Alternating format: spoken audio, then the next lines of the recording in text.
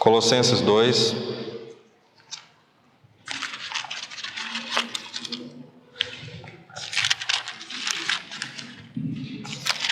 versículo 1. Porque quero que saibais quão grande combate tenho por vós e pelos que estão em Laodiceia, e por quantos não viram o meu rosto em carne. Agora o capítulo 1, versículo 7. 1:7. Como aprendeste de Epáfras, nosso amado conservo, que para vós é um fiel ministro de Cristo, o qual nos declarou também o vosso amor no Espírito. O último capítulo de Colossenses, o 4.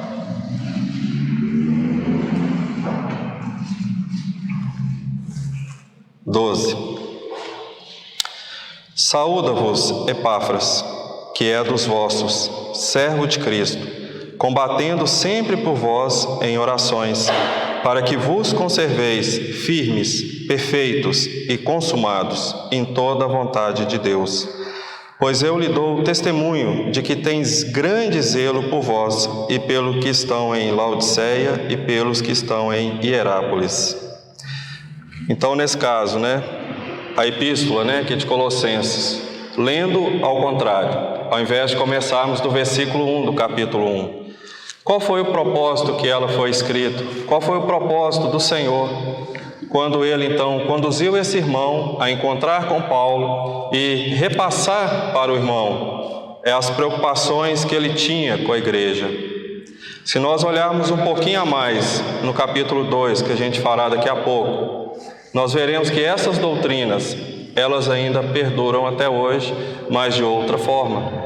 Então, o apóstolo Paulo, ele, pelo Espírito Santo, escrevendo estas palavras à igreja dos Colossenses, como ele mesmo disse: olha, irmãos, eu venho mantendo uma grande luta por vocês.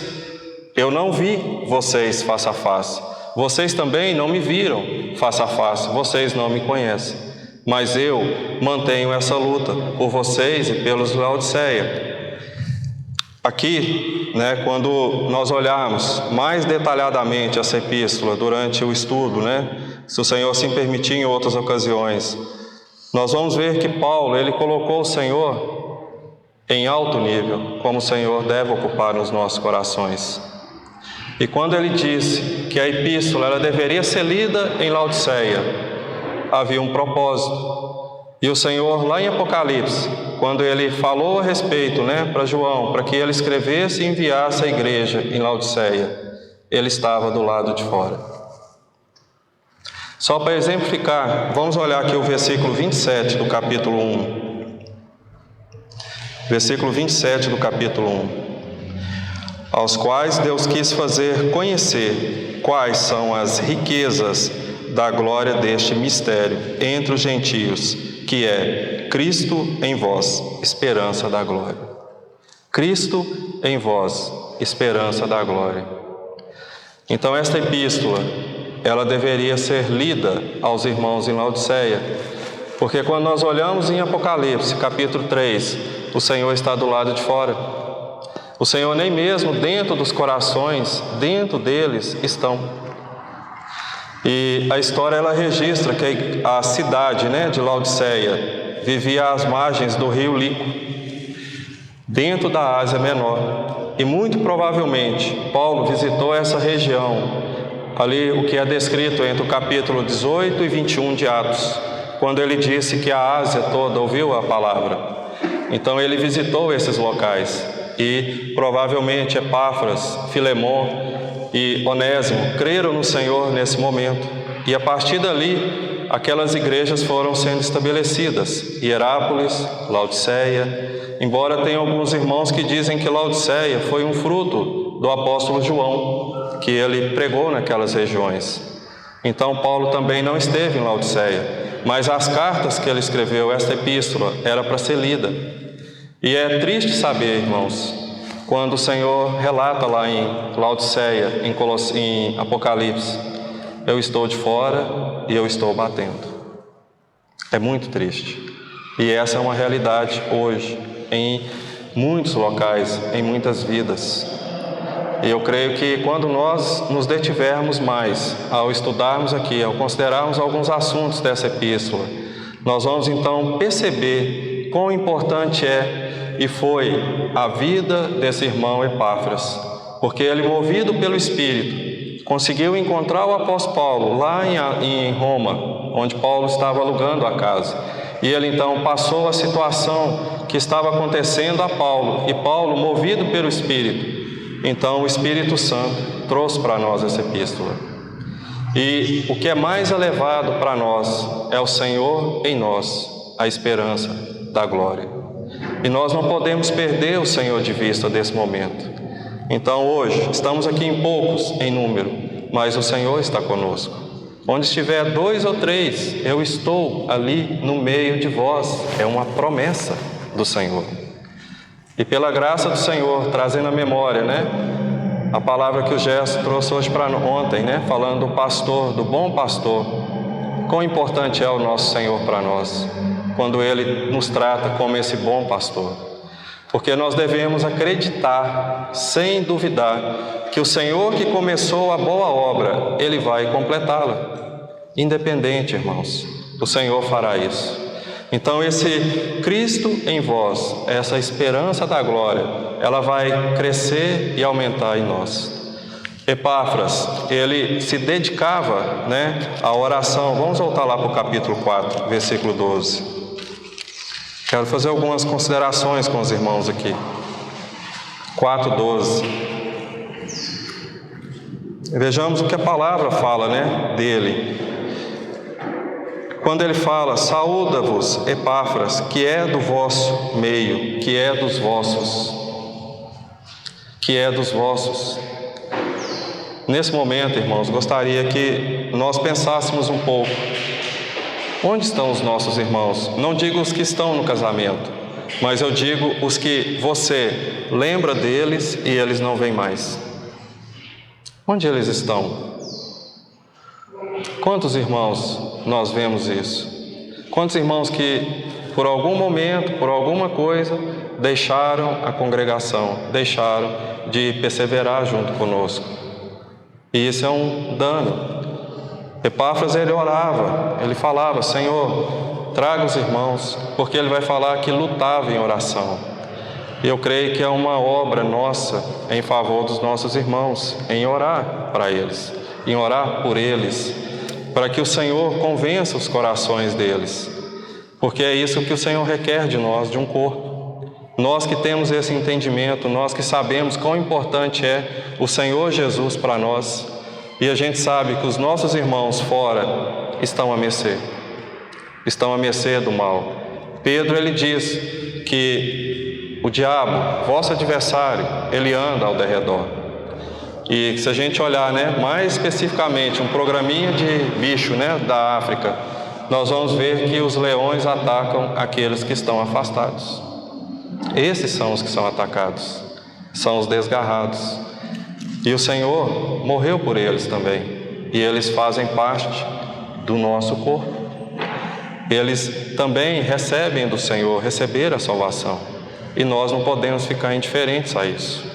Nós devemos ser um com o Senhor, porque o Senhor então, como o Gerson disse ontem, o bom pastor, ele vai atrás daquela ovelha, e ele atrás de volta. E nós devemos também buscar isso, não devemos ficar indiferentes. Considerando mais, ele diz que ele era um servo de Cristo. Irmãos, quão importante é nós termos essa consciência de que nós servimos o Senhor. Vamos ver um texto lá em Mateus 24, 25.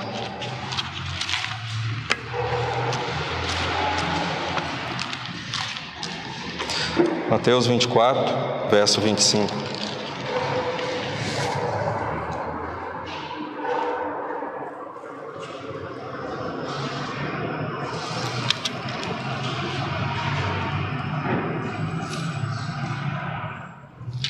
Aliás, não é 25, é 45, perdão.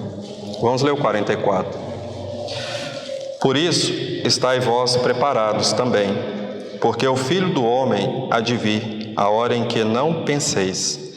Quem é, pois, o servo fiel e prudente, a quem o seu Senhor constituiu sobre os seus servos, para dar-lhes o sustento a seu tempo?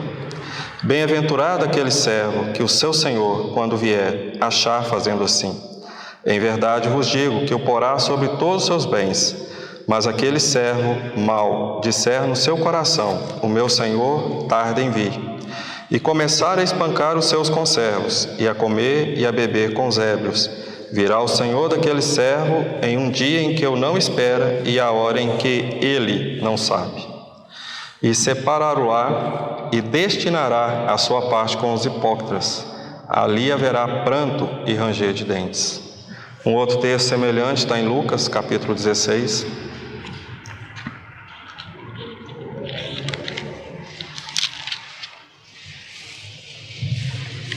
Lucas 16, verso 10.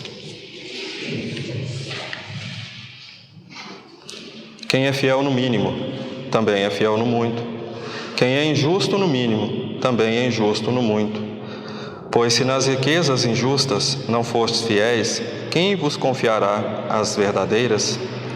Se no alheio não fostes fiéis, quem vos dará o que é vosso?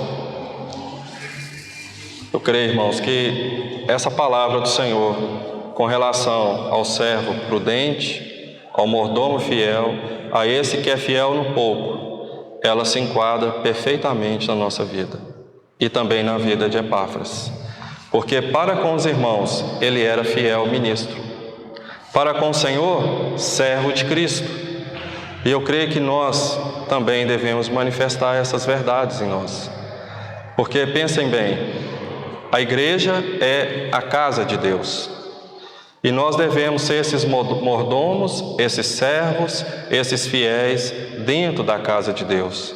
E a casa de Deus não é essas paredes aqui. Ela abrange um grande território. Aonde nós estamos?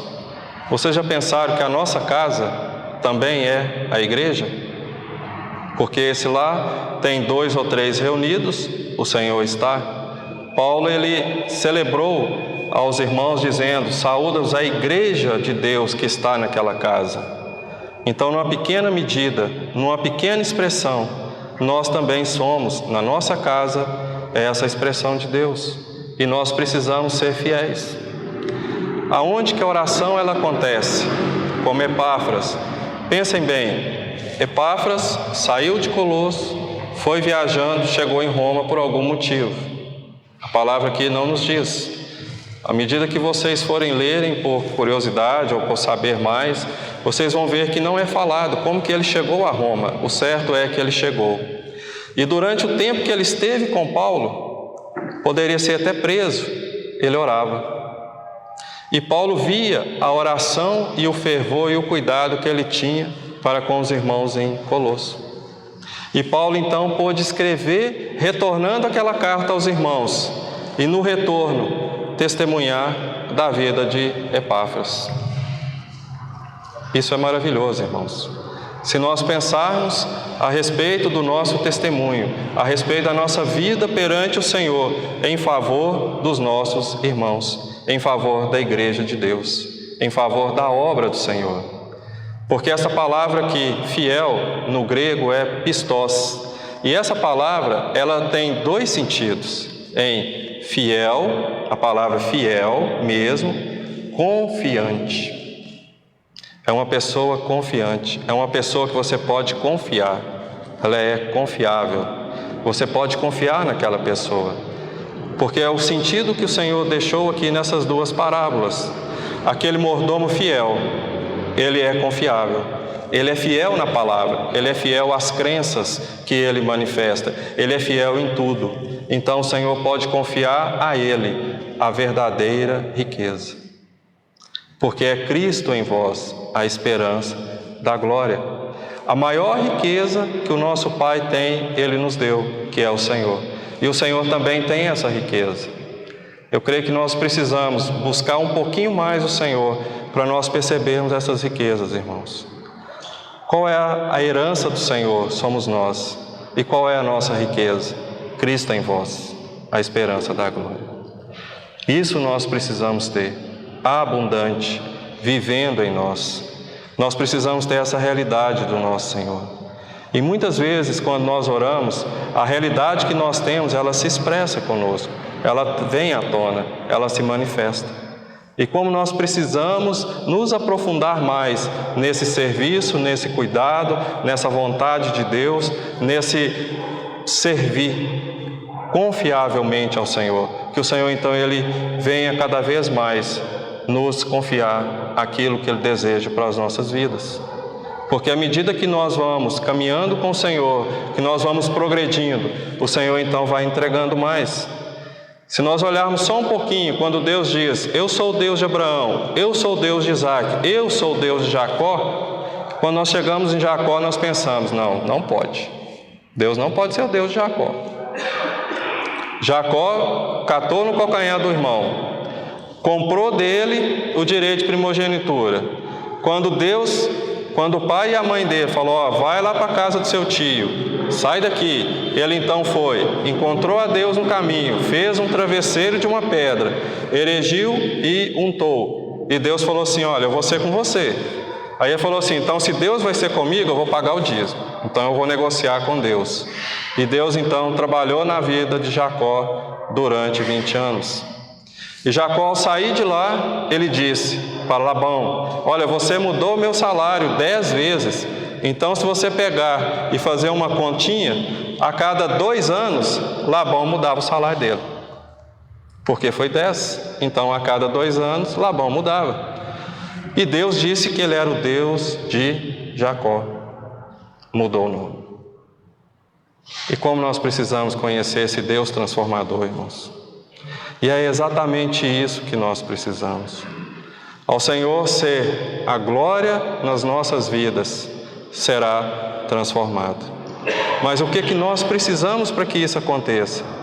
Nós precisamos de ministros fiéis, de servos fiéis. Nós precisamos também ser fiéis ao Senhor. Vamos ver aqui, por favor, em Colossenses 1. Geralmente a gente passa direto nos primeiros versículos, né? Capítulo 1, versículo 1.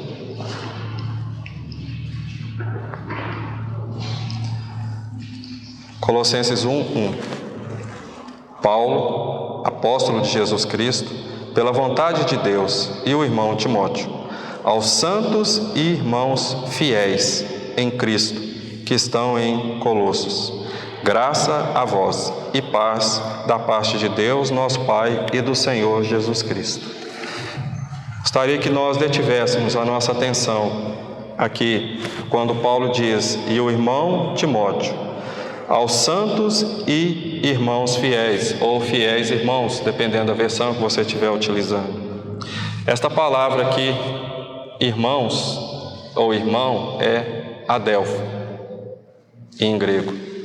E essa palavra ela é formada de duas, ad e delfos. O ad é a procedência, e delfos, ventre. Então nós temos uma procedência, como Paulo diz aqui, graças a vós e paz da parte de Deus, nosso Pai, e do Senhor Jesus Cristo. Então nós somos irmãos por causa do nosso Pai, que é Deus. Por isso que nós somos irmãos. Mas vocês já perceberam, se você tiver lido toda a palavra, pelo menos o Novo Testamento, que Timóteo é sempre apresentado como irmão? Vocês já perceberam isso? Ou não? Ele é sempre apresentado como irmão. Vocês sabem por quê? Ele era alguém que servia a igreja. Você pode ver em Atos, quando Paulo encontrou a ele. Ele era filho de uma judia de pai grego, não circuncidado. E ele então não tinha uma boa moral perante os judeus. Então ele foi circuncidado. Mas perante Paulo, ele era um filho fiel. E para com os irmãos, ele era o irmão Timóteo. E a história desse irmão ela é tão linda que a história da igreja cristã ela registra o seguinte: que Paulo deixou Timóteo em Éfeso para cuidar de Éfeso. E infelizmente ele foi morto em Éfeso quando ele interveio lá, em uma briga entre irmãos, e ele então foi morto. E depois que ele foi morto, a igreja sentiu muito. E o Senhor, lá no final, mandou que o apóstolo João fosse para Éfeso cuidar dos irmãos. Principalmente depois que João recebeu aquela revelação que Éfeso perderia o primeiro amor. E como João, ele era o apóstolo, considerado o apóstolo do amor, ele então permaneceu em Éfeso, juntamente com Maria, a mãe do nosso Senhor. Então, isso é a tradição que diz. Mas um irmão, ele contando, de um irmão que era missionário na Índia. E esse irmão que era missionário na Índia, ele não se preocupava com os ricos da Índia, em a classe alta, aqueles clãs. Ele se preocupava com os mendigos, os pobres, aquelas pessoas que eram escravas, porque o clã lá depende, o clã que você nasceu, a casta. E aquele irmão, ele pregava para essas pessoas, e ele era conhecido de o irmão e o nome dele. Mais tarde, quando outros irmãos foram à Índia pregar a palavra, eles então entraram mais no interior da Índia. E como esse irmão ele estava na capital e todos se dirigiam à capital, eles então perguntavam aos missionários: e o irmão tal? Como que o irmão está? Como que o irmão está? Então eles falavam irmão e falavam o nome. Pense, testemunho desse irmão, para um povo carregado de idolatria, carregado de tradições, carregado de tudo aquilo, e o testemunho dele falava mais alto, e ele era chamado de irmão. De irmão que ele era chamado. E como nós precisamos disso? Um verdadeiro irmão, um irmão procedente de Deus, um irmão que busca os interesses da igreja, um irmão que se ocupa com essas coisas. E é isso que nós precisamos. Isso não é loucura, irmãos. Não é palavras jogadas ao vento. Não é coisas desprezáveis ou desprezível. Não. É realidade. Porque é assim que Deus nos manda. Que nós andemos em amor. Que nós andemos em fidelidade com Ele e com os irmãos.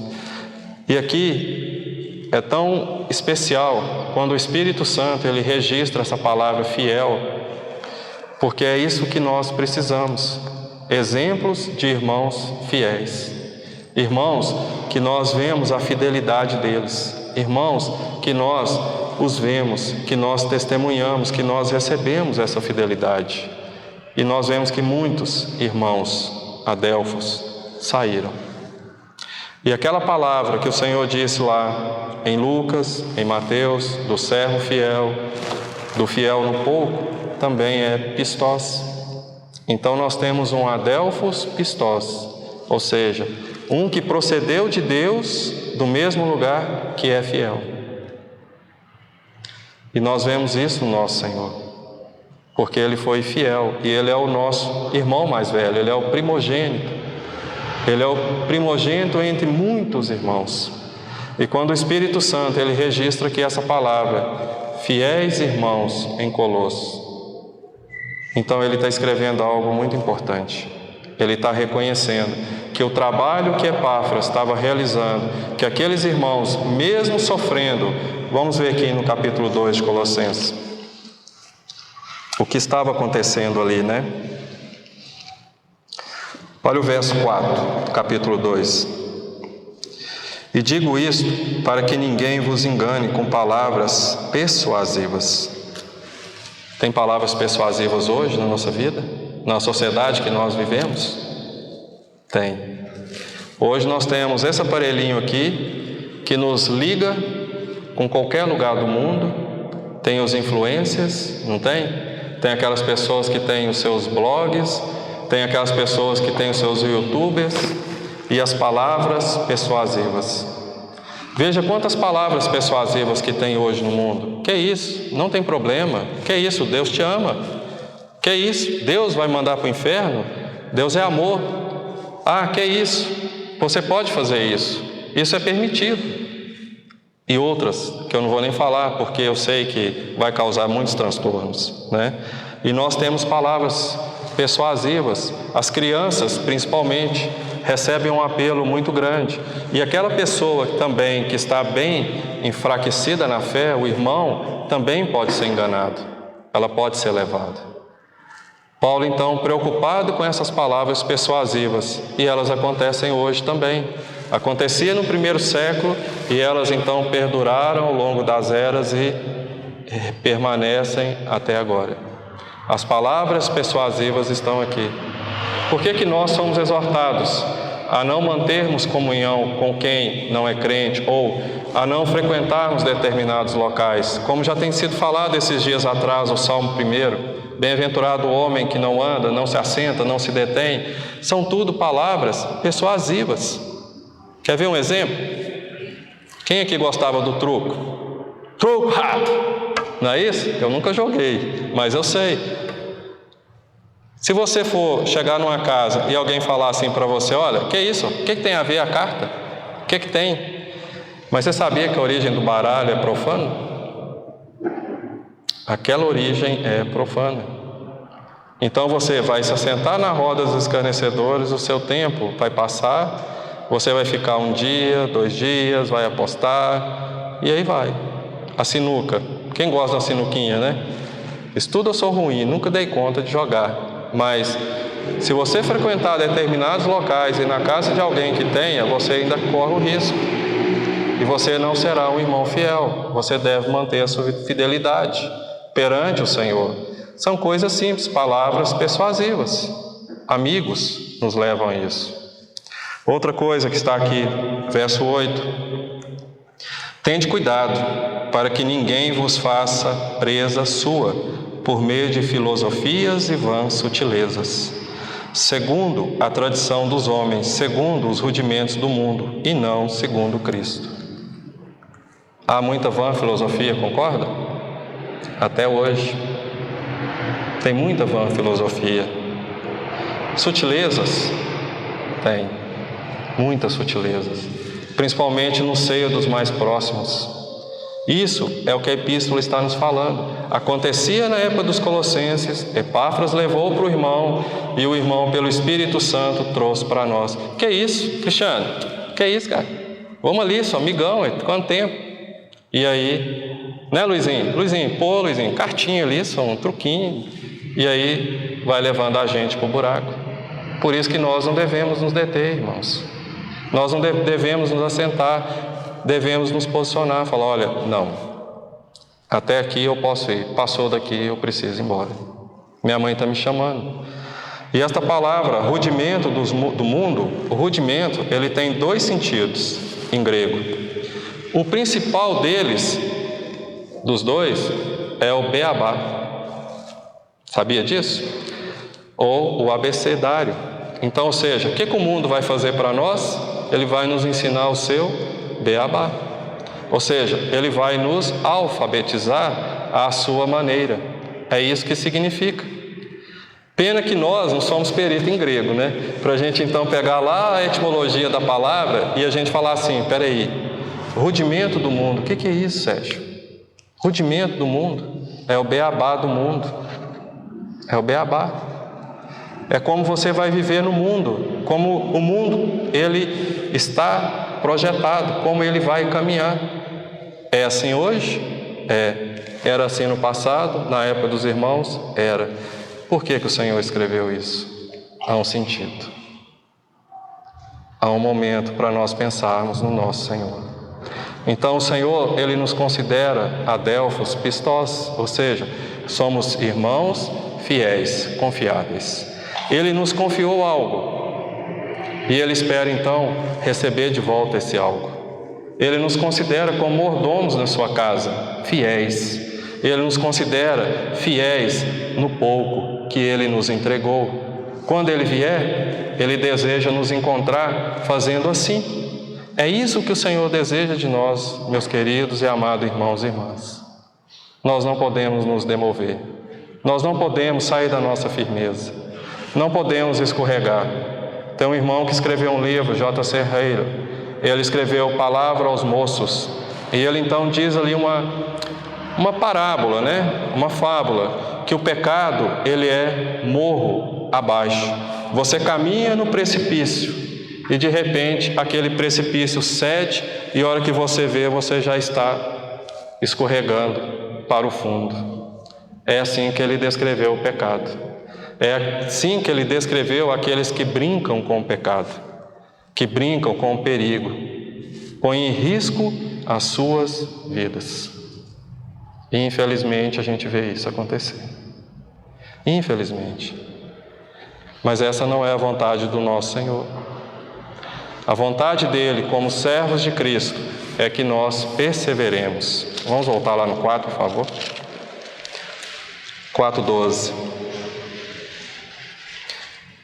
Depois de servos de Cristo, Epáfras, combatendo sempre por vós em orações. A oração é um combate, é uma luta. É uma luta muito grande. Então nós temos chamado de combate. E quão difícil é orar. Quando a gente ou ajoelha, ou senta, ou fala assim, vou orar, o telefone toca, alguma coisa acontece, você se lembra que tem que fazer alguma coisa e parece que aquilo que foi dado, aquele encargo, ele some, ele é roubado. Eu lembro do Billy, falando aqui conosco da oração, que durante a oração, vocês todos vão se lembrar, surge maus pensamentos que você nem estava pensando, que você ajoelhou para orar e de repente vem aquele pensamento que ele não é seu. O seu propósito diante do Pai era orar. Você se ajoelhou, você se humilhou, está em humilhação. Você fechou a porta do seu quarto e foi orar. Surgiu alguma coisa, algum imprevisto para te desencaminhar daquela oração.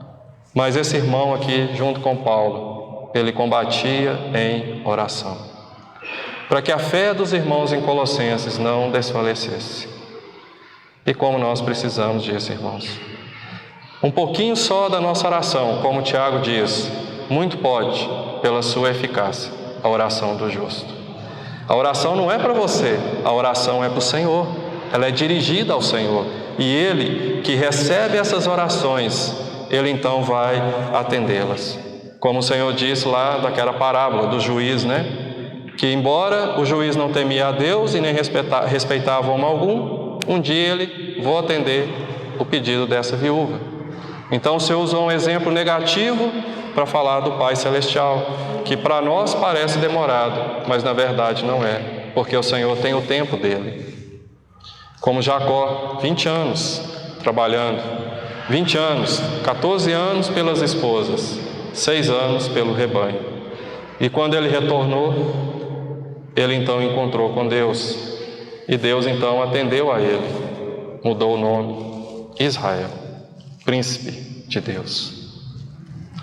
Irmãos, nós precisamos de olhos para ver o que o Senhor tem preparado para nós. O que é essa glória? O que é esse valor do Senhor Jesus em nós? Essa esperança da glória, Cristo em vós. Quão elevado é isso? E nós precisamos ser esses irmãos fiéis, essas pessoas fiéis que mantemos a nossa comunhão, a nossa vida com o nosso Deus. Vamos continuar aqui, por favor. O propósito da oração dele, de Epáfras, para que vos conserveis firmes, é a mesma palavra de fiel. Firmes, fiéis. Epáfras temia que os irmãos pudessem ser enganados pelas vãs sutilezas, levados pelo beabá do mundo, pelos rudimentos do mundo, pela filosofia vã. Ele temia, então ele orava. Ele não queria que nenhum irmão se perdesse. Era por isso que ele orava, que ele se dedicava. É por isso que nós temos que ler a carta aos Colossenses de trás para frente, para nós entendermos. Porque quando nós chegamos aqui no capítulo 2, Paulo fala, irmãos, eu não vi vocês também não me viram em carne, eu não vi a face de vocês. Então nós pensamos, como que a igreja surgiu então? Ela surgiu através do ministério de outras pessoas. As igrejas, elas não estão sujeitas somente a surgir pelos apóstolos.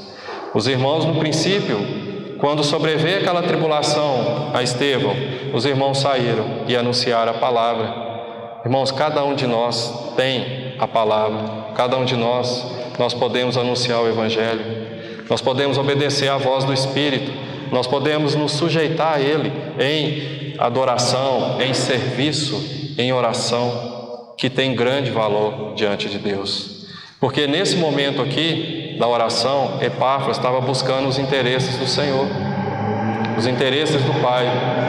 Ele era esse mordomo fiel, ele era confiável. E Paulo testemunhou isso, o Espírito Santo escreveu isso. Imagine colocar o seu nome aqui, eternamente escrito, reconhecido. Qual o peso de glória que isso tem para você, ou terá?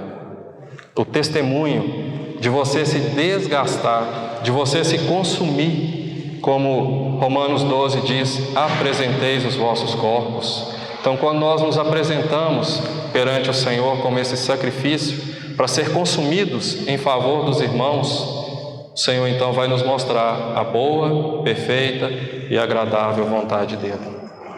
Porque eu creio que é isso que nós queremos conhecer, a boa, perfeita e agradável vontade dEle. E nós vamos manifestar dessa forma. Continuando. Conserveis perfeitos e consumados em toda a vontade de Deus. Não sei aqui o tempo, mas eu gostaria de considerar algumas coisas a respeito dessa perfeição. Por que isso é tão importante? Que durante a nossa oração, que Epáfras também ele colocava, perfeitos. Eu sei que enquanto nós estivermos no mundo, na terra, nós não seremos perfeitos. Isso é verdade. Mas só que o Senhor, Ele considera a perfeição possível de ser atingida. Vamos ver em Hebreus capítulo 10.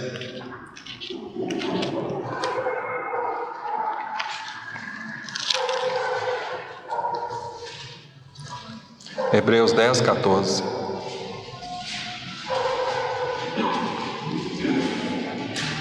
A minha palavra aqui ela é diferente, tá?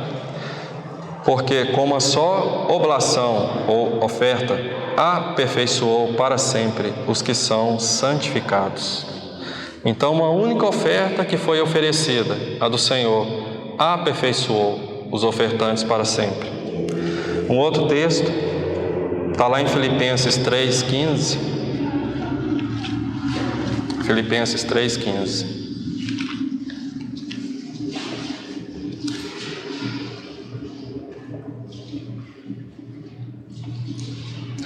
A palavra ela afirma certas coisas para nós que quando nós lemos parece que não faz muito sentido. 3,15. Por isso todos quantos já somos perfeitos, sintamos isso mesmo. E se sentis alguma coisa de outra maneira, também Deus vô-lo revelará. Por isso todos quantos já somos perfeitos.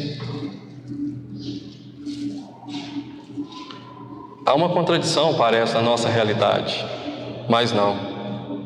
Isso é aos olhos de Deus, aos olhos dele. Então nós precisamos olhar e ver que aquela oferta que o Senhor Jesus ofertou uma única vez já nos aperfeiçoou.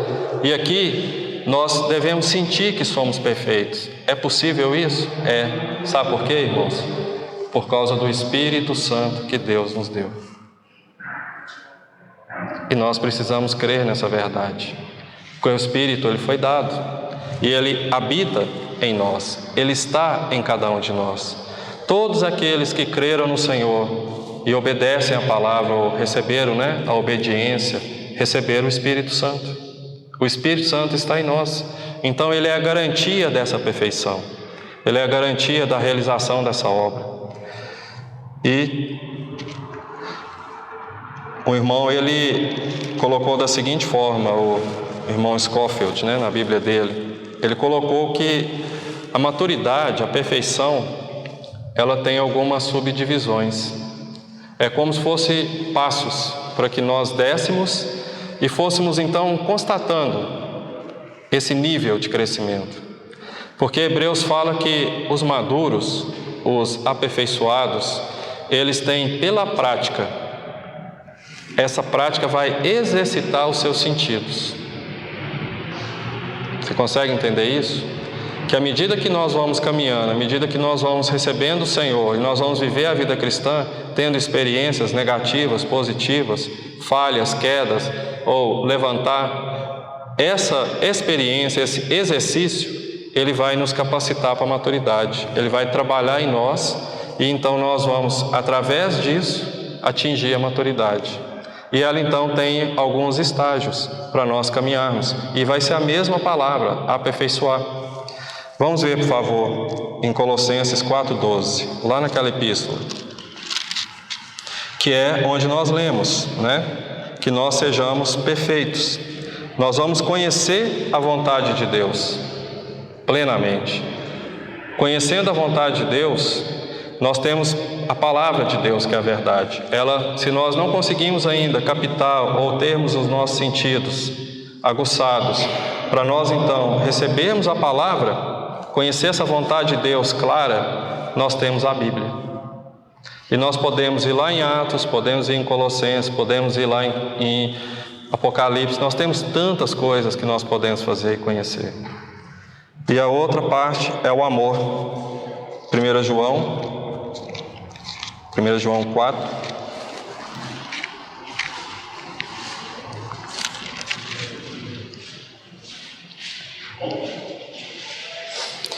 Quatro 17. E nisto é perfeito o amor para conosco, para que no dia do juízo tenhamos confiança.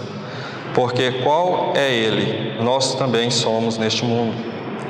Nisto é perfeito o amor para conosco.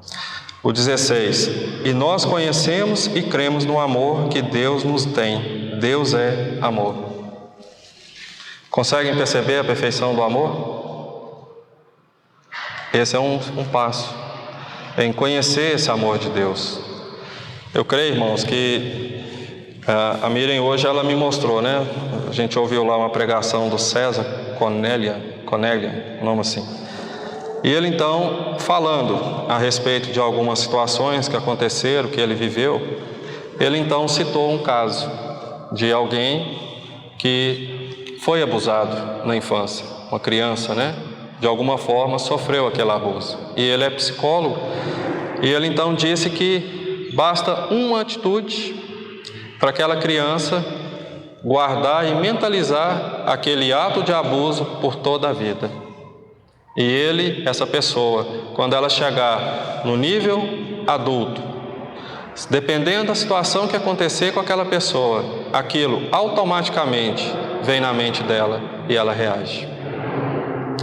E eu creio que a maior dificuldade para alguém que foi abusado, né, sofreu algum tipo, é reconhecer o amor, ver perfeição.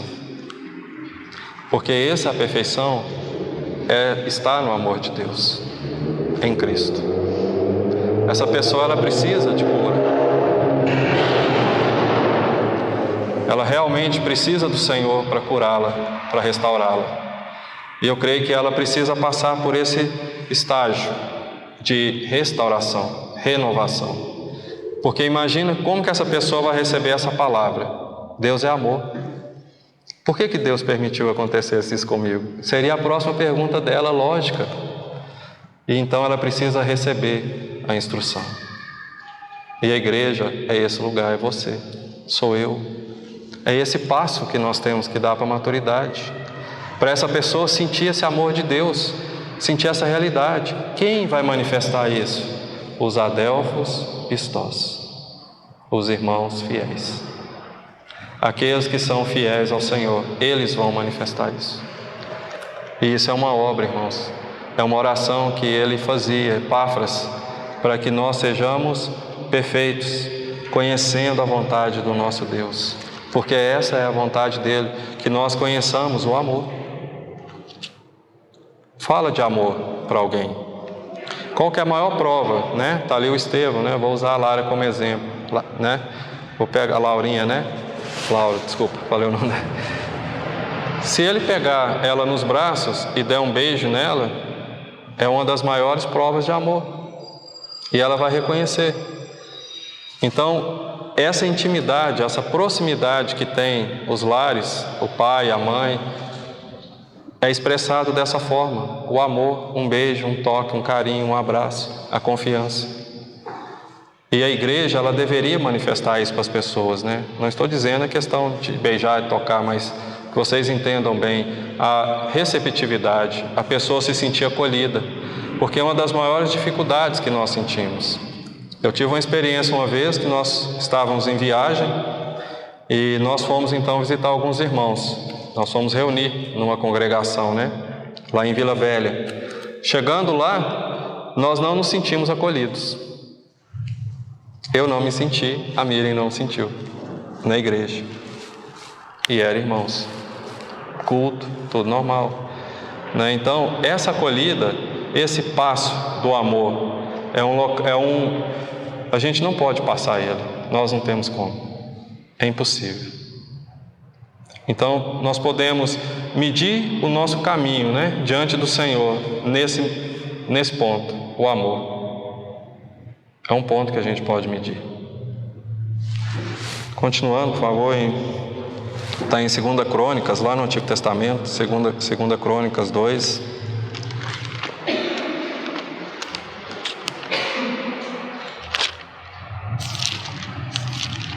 Aliás, é 2 Crônicas, capítulo 7, perdão. Lá no versículo 1. 2 Crônicas 7, 1. Antigo Testamento.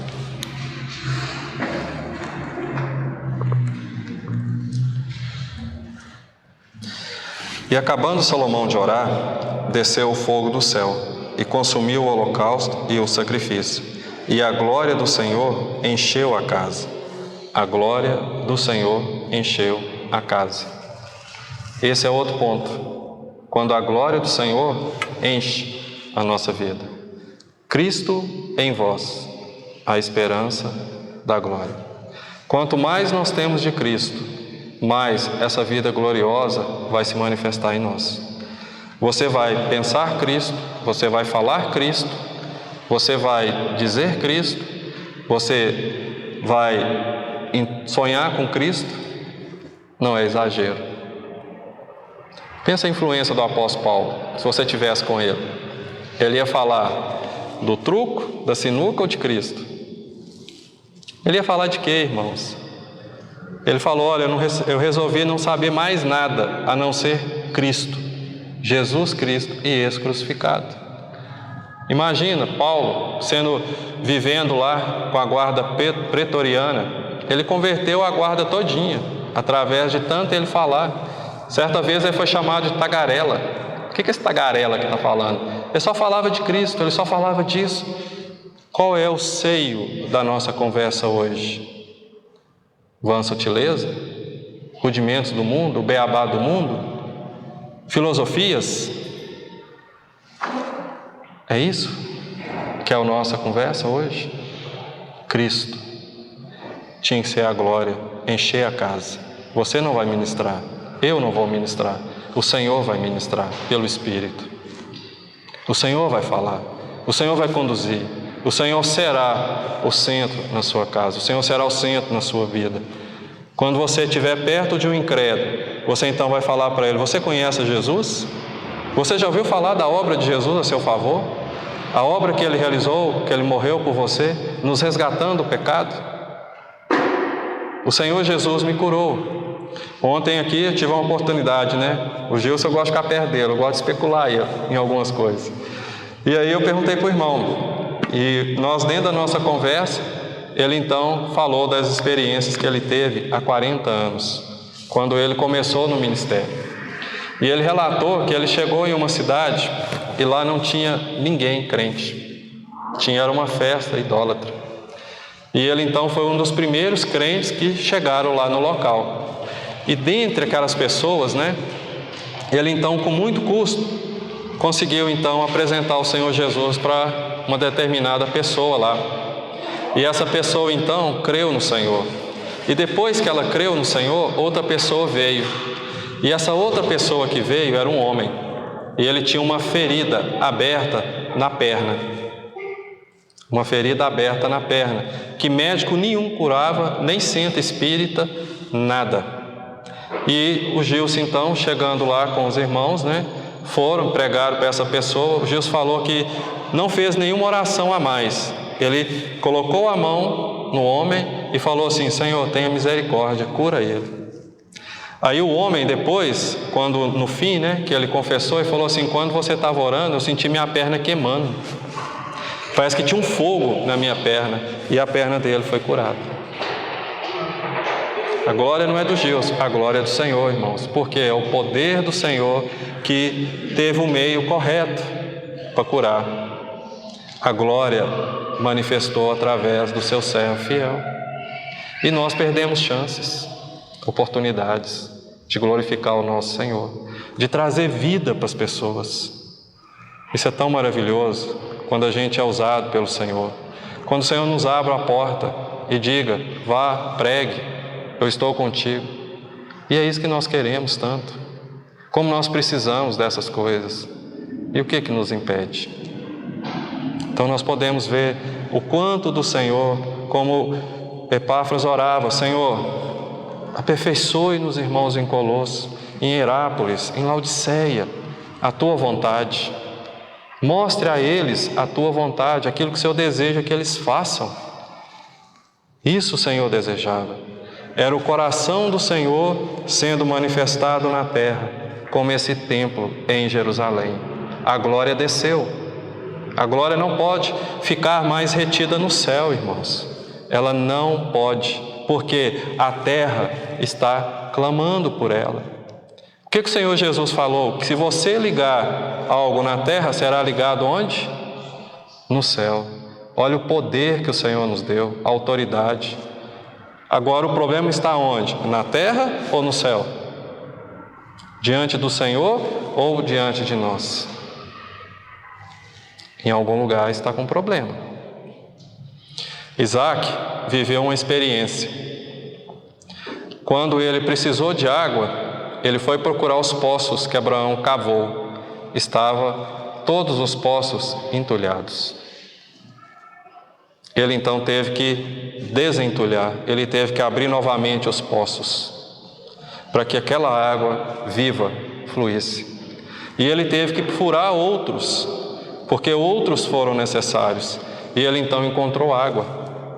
Às vezes a nossa vida está dessa forma, entulhada. Há muito entulho. E nós precisamos, além de desentulhar, desentupir, nós precisamos também cavar outros em novidade. Nós precisamos de uma água nova, uma água viva. E essa água viva, irmãos, está lá em João 7, quando o Senhor Jesus falou que rios fluiriam do interior. E esses rios seriam o Espírito Santo que Ele daria àqueles que crescem. Nós precisamos crer nisso, irmãos. A palavra nos afirma, o Senhor nos afirma isso.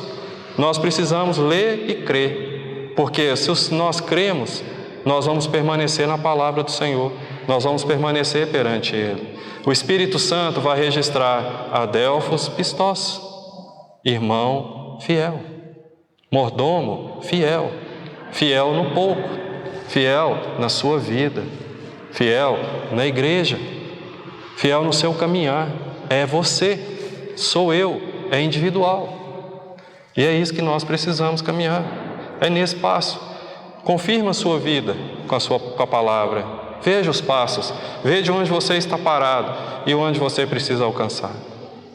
Para o Senhor então vir, descer e ser essa glória.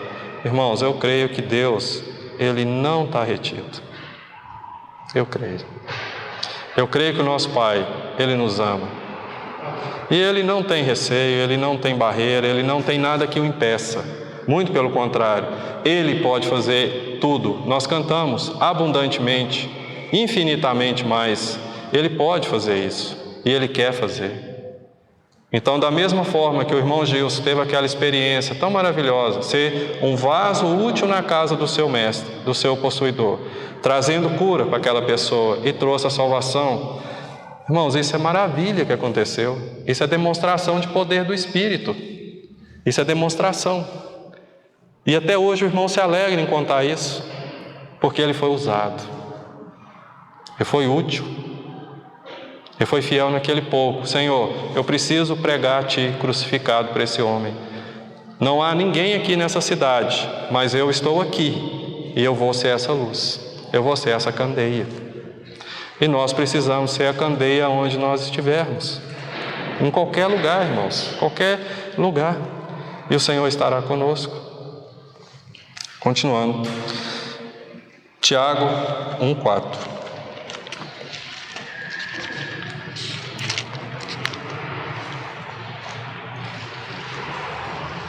Tiago 1,4. Tenha, porém, a paciência, a sua obra perfeita, para que sejais perfeitos e completos, sem faltar coisa alguma. Não vou nem pedir para levantar a mão aqui para quem é impaciente, para quem é nervoso, mas veja como está o seu nível de paciência. A paciência também, ela expressa a perfeição, para que ela tenha a sua ação completa. E o exemplo que Tiago nos dá é Jó, naquela grande tribulação que ele passou. E a palavra de Deus diz que a perfeição, ela vai alcançar a paciência. A palavra diz, irmãos, que o Senhor Jesus seria aquele que ia pregar manso. Ninguém ia ouvir sua voz nas praças, ninguém ia ouvir ele gritando, ele falaria calmo, sereno. E foi assim que ele falou, e ele foi ouvido. Ele falava dessa forma.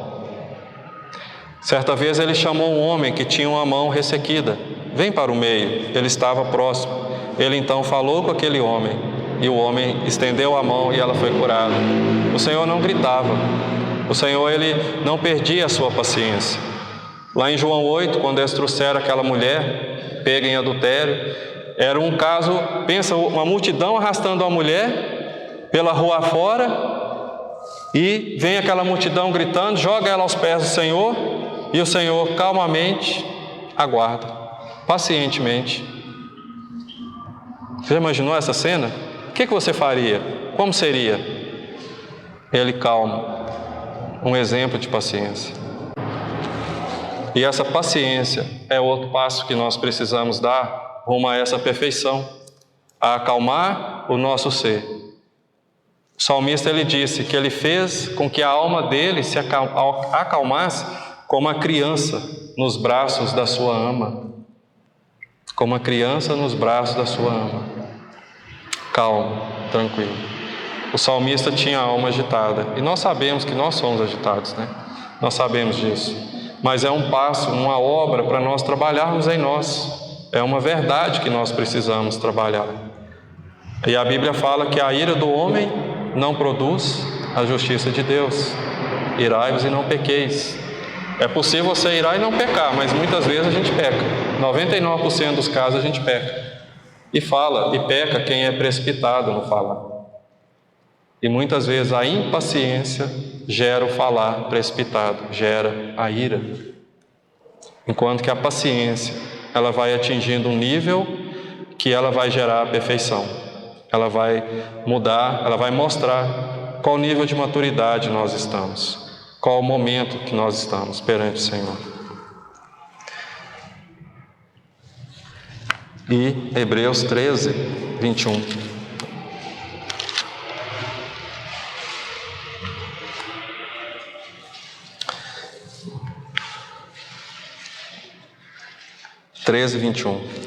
Vos aperfeiçoe em toda boa obra, para fazerdes a sua vontade, operando em vós o que perante Ele é agradável por Jesus Cristo, ao qual seja glória para todos sempre. Amém. Aperfeiçoe em toda boa obra. Nós fazemos boas obras em Cristo? Nós temos as boas obras? Nos ocupamos com elas? É outra forma de mostrar o nosso nível de maturidade, de como nós temos, pela prática, caminhado rumo à maturidade, rumo à perfeição. Então nós temos esses passos, irmãos, que a própria palavra nos mostra. E esse irmão Epáfras, ele orava: Senhor, que os meus irmãos colossenses, que os meus irmãos em Laodiceia, que meus irmãos em Hierápolis sejam aperfeiçoados, conheçam a tua vontade. Você imagina se Laodiceia tivesse retido as palavras, se efetivamente eles tivessem recebido dessa forma, o Senhor não a repreenderia. Em Apocalipse 3, eu estou de fora, eu estou batendo. Se alguém ouvir a minha voz, eu entrarei. Triste, irmãos, triste. E a cidade de Laodiceia, ela era uma cidade muito rica. E essa região onde elas estavam situadas, Laodiceia e Herápolis, era uma região vulcânica, que tinha muitos terremotos. E a cidade de Laodiceia, ela já foi reconstruída, muitas vezes, a ela mesma. Então, à medida que tinha um terremoto, ela ruía, e ela então se levantava de novo. Outro terremoto, ela ruía. Por isso que o Senhor falou: você diz, estou rica e abastada, não preciso de coisa alguma. Então ela não tinha obras, ela não tinha boas obras, ela não tinha Cristo nela, Cristo em vós, que era aquela esperança da glória. E o Senhor então a repreendeu. E eu creio que se a gente for olhar, analisar, dentro do que está acontecendo, profeticamente falando, vivemos essa época. Vivemos essa época. Parece que nós temos a solução de tudo, mas nós ainda não conhecemos essas boas obras perfeitas diante de Deus, maduras, conhecendo essas vontades, conhecendo o que é agradável ao nosso Senhor Jesus Cristo, o que realmente agrada o nosso Senhor. Porque o princípio Ele já nos deu, que é sermos fiéis, Ele nos encontrar fiéis, que nós sejamos apegados à verdade que nós ouvimos, que sejamos os adelphos pistos, que nós sejamos aqueles que procedemos do mesmo Pai. Toda epístola, Paulo começa: Pai, o nosso Pai, Deus o nosso Pai, o Pai do nosso Senhor Jesus. E a gente olhando lá em João, nós vemos que é um privilégio, porque é um poder que o Senhor Jesus disse, de sermos feitos filhos de Deus. É um poder, que é o Espírito Santo que nos faz isso. É o Espírito do Senhor que nos faz filhos. Nós não nascemos filhos de Deus, nós já sabemos disso agora, mas antes nós não sabíamos, mas hoje nós sabemos. Então, por isso que toda epístola começa: a Deus o Pai do nosso Senhor Jesus. Então nós somos adelphos, somos irmãos. E o Espírito Santo aqui em Colossenses, ele ainda acrescenta mais uma palavra: fiel. Você tem que ser fiel ao que você profere, ao que você professa. Que os seus lábios falem o que está cheio o seu coração. Que você manifeste essa fidelidade que Deus aguarda que nós manifestemos. Que nós então pratiquemos esses passos para mostrarmos para nós e testemunhar para a igreja o quanto nós estamos envolvidos com Deus. Porque tudo é feito nele, para Ele e por Ele. Sem Ele, nada foi feito e nada pode ser feito. Tudo é obra da carne. Tudo é feno, palha, madeira, tudo vai ser provado e vai se queimar, ser destruído. Mas quando nós fizermos de acordo com esses passos, conforme aquele irmão orou, e essa oração chegou até nós, porque o Espírito Santo se agradou dela, irmãos, porque foi Ele que a escreveu, uma obra de amor. Como que nós podemos ficar indiferentes a isso? Como que nós não podemos falar: Senhor, eu quero essa realidade na minha vida? Como que nós podemos rejeitar tais palavras? Como que nós podemos não praticá-las? Como Paulo: olha, irmãos, eu não quero que vocês vá para o beabá do mundo, os rudimentos do mundo. Eu não quero que vocês sigam a filosofia, a vã sutileza. São coisas sutis que vão cativá-los, que vão afastá-los de Cristo. São coisas que vão te enganar, que vão te levar para longe do Senhor. E isso acontece muito na nossa vida. Se nós formos parar um pouquinho e pensar: eu estou preso em qual situação? No beabá do mundo? No rudimento do mundo? Numa filosofia? Eu estou preso nisso? Eu estou preso em uma vã sutileza? Eu estou preso em uma doutrina que a gente sabe que tem? Infelizmente, isso ainda há, essas coisas no meio. E nós precisamos orar, precisamos pedir ao Senhor para abrir os nossos olhos, para nos mostrar, falar: Senhor, realmente é assim essas coisas? O que eu estou fazendo de errado, Senhor?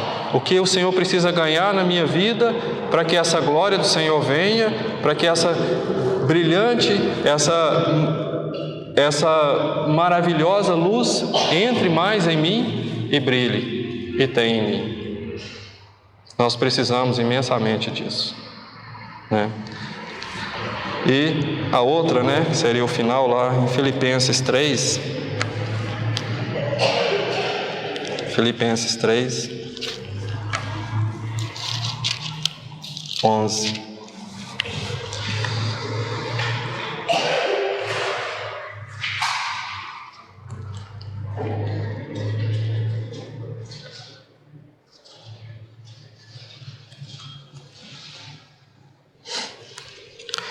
Para ver se de alguma maneira eu possa chegar à ressurreição dentre os mortos, não que já a tenha alcançado ou que já seja perfeito, mas prossigo para alcançar aquilo para o que fui também preso por Cristo.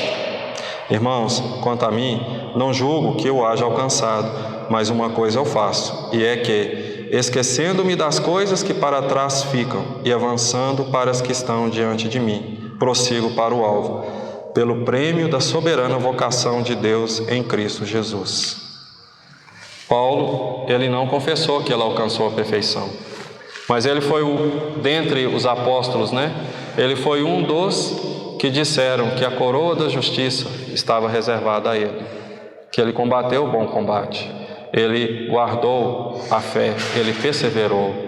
Então ele, nesse momento aqui, ele não diz que ele estava perfeito na terra, mas a gente sabe que ele chegou a um nível tão próximo da perfeição, mas a gente sabe que aquela perfeição acontecerá naquela regeneração quando o Senhor voltar, como está escrito lá em 1 Coríntios, né, capítulo 15. Mas nós podemos ver, irmãos, que pelos passos que nós damos, pelas essas considerações que nós temos, como Hebreus diz, que à medida que nós as praticarmos, nós teremos as nossas faculdades intelectuais, mentais, exercitadas, nós então veremos qual nível que nós temos de maturidade, de perfeição. Porque essa é a vontade de Deus.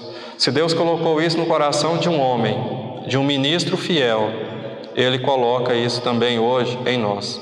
E é uma manifestação do nosso Senhor. É um desejo que o Senhor tem. E como Ele anseia, né?